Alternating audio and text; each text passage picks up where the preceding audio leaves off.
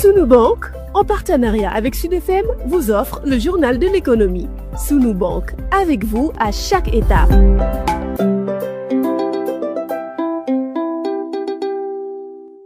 Bonjour, la résorption du fort taux de chômage, booster les échanges commerciaux intra-africains et s'appuyer sur le potentiel technologique pour lutter efficacement contre la pauvreté, telles sont entre autres les recommandations du professeur agrégé en économie Thierno Choune pour l'innovation de l'avenir économique de l'Afrique. Il est au micro de Khady Sène. J'ai orienté mon intervention sur les potentialités que l'Afrique de l'Ouest a, mais notamment également sur quelques pistes de solutions sur lesquelles nous devons mettre le levier pour véritablement faire avancer notre sous-région.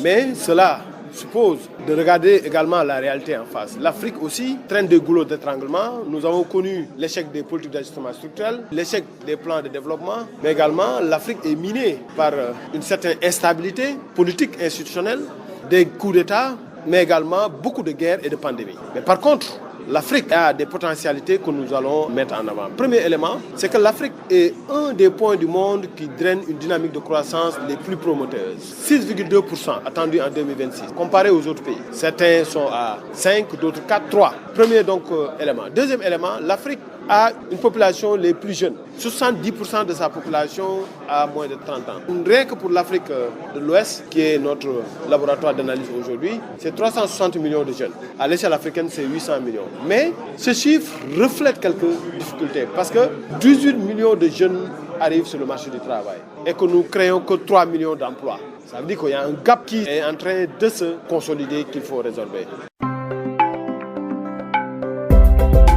Troisième élément de vérité, c'est que l'Afrique n'a pas encore une intégration poussée parce que le commerce intra-africain est encore faible. Pour motif de comparaison, nous ne commerçons entre nous qu'à hauteur de 16%, là où l'Union européenne est à 70%.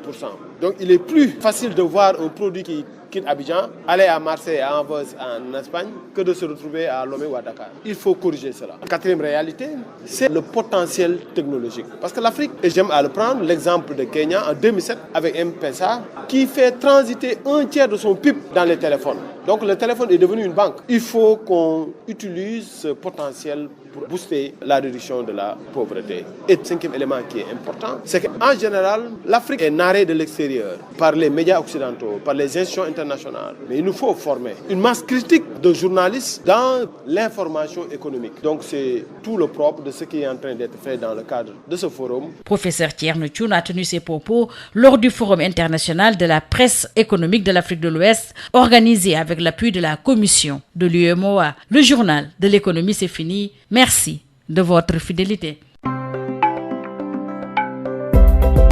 Sunu Bank, en partenariat avec Sud FM, vous a offert le journal de l'économie. Sunu Bank, avec vous à chaque étape.